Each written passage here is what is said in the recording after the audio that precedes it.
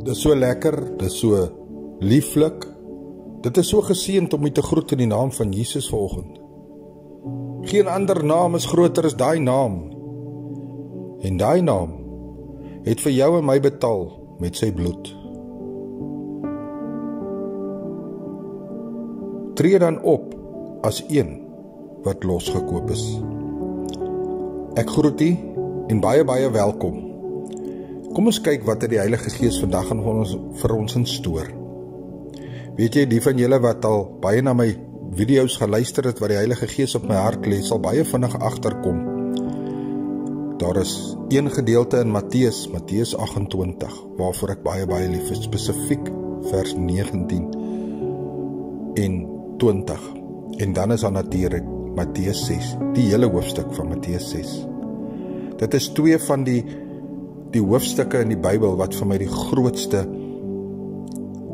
aandrywing, wat vir my die grootste betekenis, wat vir my die grootste liefde het.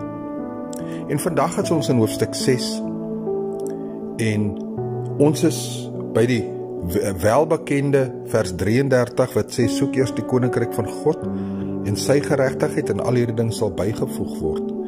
Maar wat die Here op my hart gelê het vanoggend is Matteus 6:24.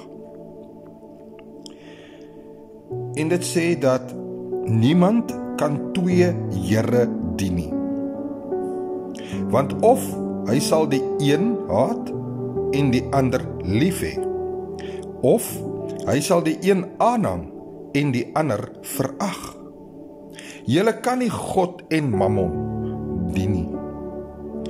Daarom sê Jesus vir julle, moenie julle kwel oor julle lewe, wat julle sal eet of wat julle sal drink nie, of oor julle liggaam nie, want en wat julle sal aantrek nie.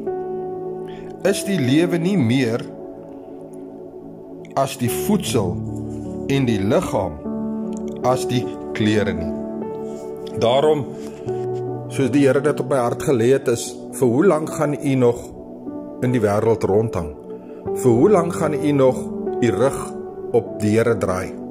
Vir hoe lang gaan u toelaat, Johannes 8 vers 44, dat die Satan jou vader is? Want jy kan nie twee Here dien nie.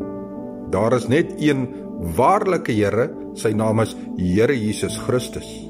Maar dan is daar ook die klein heer van hierdie wêreld, wat Satan is. Nou as jy nie die dinge van die woord en die Here navolg nie, dan doen jy die dinge van die Satan, wat dan beteken, die Satan is jou vader, en jy het nie God as vader nie. Moenie verder Mammon dien nie, moenie verder die dinge van die wêreld aanhang nie. Daar is geen krag daarin nie, daar is geen hoop daarin nie. Ons hoop en ons krag is op Jesus Christus, en ons verheerlik God daardeur, en ons laat toe, dat die Heilige Gees in ons harte kom woon. Ek is Pastoor Gary, ek laat hierdie saak vanoggend by u. Mag die Here u uitmuntend seën, mag sy voorsiening wees, soos die van 'n ware helper, en hy is die ware helper, maar u moet hom dien, en nie twee Here dien nie. Pastoor Gary, brood en water, 5 minute woord seëngroete, en weet net, Jesus is baie lief vir jou. Amen.